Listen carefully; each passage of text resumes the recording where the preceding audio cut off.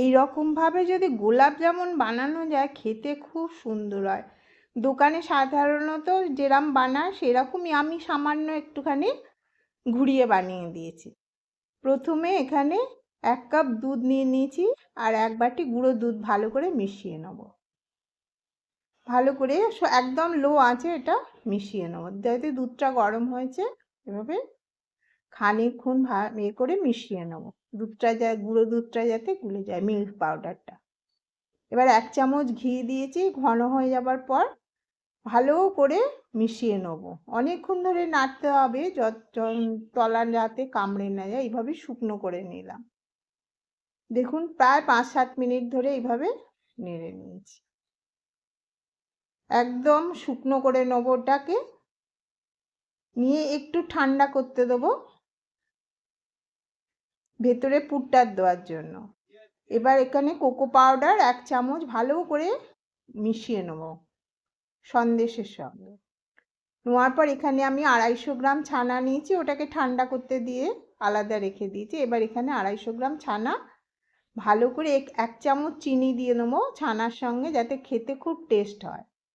ভালো করে মিশিয়ে নিয়েছি। চিনিটা গলে যাওয়া অবধি 10 মিনিট একটু ওয়েট করতে হয়। এবার এখানে 100 গ্রাম ময়দা 250 গ্রাম ছানার সঙ্গে 100 গ্রাম ময়দা মিশিয়ে নেবো। ভালো করে মিশিয়ে নিয়েছি। নিয়ে এখানে এবার চিনির রসটা তৈরি করে নেব। এখানে আমি 2 বাটি চিনি নিয়েছি আর 4 বাটি জল নিয়েছি। একদম ঘন করে ভালো করে রসটা করে নাও। সময় নিয়ে করতে হবে। আমি ফ্লেমটা বাড়িয়ে দিয়েছি ভালো করে ফোটার জন্য। এইভাবে নেড়ে নেড়ে অনেকক্ষণ ধরে রসটাকে তৈরি করে নিলাম। এখানে একটা এলাচ দিয়ে দিলাম গন্ধটা ভালো বেরোবে বলে। এবার রসটা চেক করে নেব ঘন হয়েছে কিনা। রসটা চেক করে নিয়েছি, হয়ে গেছে। রসটা ওখানে চাপা দিয়ে রেখেছি। এখানে 1 চামচ ঘি দিয়েছি আর সামান্য একটু খাবার সোডা দিয়েছি, একদম খুবই কম দিয়ে ভালো করে মিশিয়ে নিয়ে এইভাবে বল তৈরি করে নিয়েছি কটা। চকলেটের যে পুরটা বানিয়ে রেখেছিলাম সেটা ভেতরে দিয়ে দেবো, দিয়ে ভালো করে গোল করে নেব। এটা এত সুন্দর খেতে হয়, একবার বানিয়ে দেখবেন গোলাপ জামুনটা। এইভাবে প্রত্যেকটা পুর দিয়ে ভরে নেব, নিয়ে ভালো করে চেপে গোল করে নেব যাতে ফেটে না যায়। এটা খেয়াল রাখতে হবে, ফেটে গেলে একদমই নষ্ট হয়ে যাবে। এখানে কড়া বসিয়ে নিয়েছি, একদম লো আঁচে তেলটা গরম করে নেব। নেওয়ার পর একটুখানি ফেলে দেখে নিয়েছি তেলটা ঠিক আছে। এবার সব গোলাপ জামুনের এগুলো দিয়ে দেবো ভাজার জন্য।